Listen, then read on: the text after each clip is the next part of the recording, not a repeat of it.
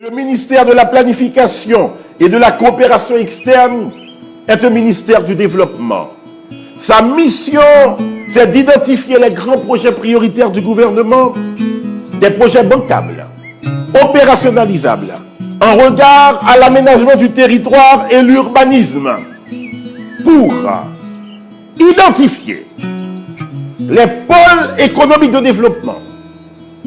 À cet effet, le ministère engage les études pour les grandes infrastructures de développement, à savoir des routes périphériques à 8 voies autour de la région métropolitaine, la téléphérie Citadelle-La Ferrière, la Badi, la centrale solaire, le réseau électrique, le tramway, le pôle économique portuaire, dans le souci de l'économie bleue. Et l'économie bleue, devons nous rappeler, c'est la transformation économique des peuples par l'exploitation des ressources de la mer.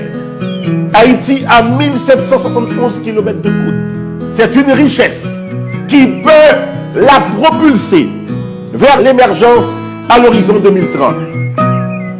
Donc, la tentative d'impliquer le ministère de la Planification et de la Coopération externe, ou par voie de conséquence son ministre, dans la question des kits scolaires, est un vaste mensonge orchestré par les ennemis de la République, les ennemis du peuple haïtien, les ennemis de la province, les ennemis de la jeunesse, les ennemis de tous les Rwanamétais, de tous les Capois, de tous les chrétiens d'Haïti, de tous les religieux et les laïcs honnêtes du pays.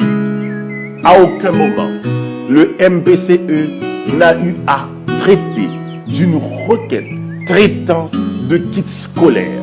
La seule requête que le ministère a traitée venant du ministère des Affaires sociales et du Travail concerne un projet sur la lutte contre la pauvreté et l'exclusion sociale.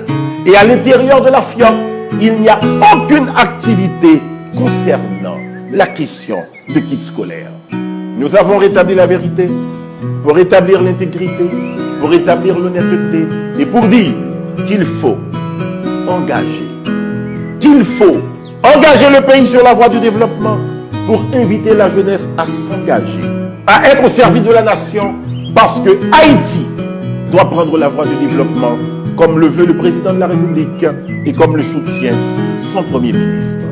Vive la République!